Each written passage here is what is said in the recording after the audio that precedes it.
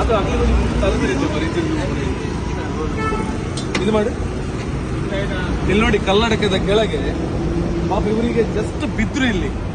ಆ road construction ಮಾಡೋರು ಇಲ್ಲಿ ನೋಡಿ, ಆಚೆ ರೋಡ್ ಬರ್ತಿರುವಾಗ ಈ ರೀತಿ ಪೈಪ್ ಅಡ್ಡ ಇಟ್ಟು ಹೋದ್ರೆ ಯಾರ್ಯಾರು ರಾತ್ರಿ ಹೊತ್ತಲ್ಲಿ ಬಂದು ಸಾಯ್ಬೇಕಷ್ಟೇ. ಇಲ್ಲಿ ಇಂಥ ಪ್ರಾಬ್ಲಮ್ಸ್ ಗಳಾಗ್ತಿದೆ ನೋಡಿ. ಇವ್ರು ಬಿದ್ದು ನೋಡಿ ಇಲ್ಲಿ, ಇವಾಗ ಜಸ್ಟ್ ನನ್ನ ಕಣ್ಣೆದ್ರೆ ಬಿದ್ರು ಇಲ್ಲಿ ಕಲ್ಲಡಕದಲ್ಲಿ.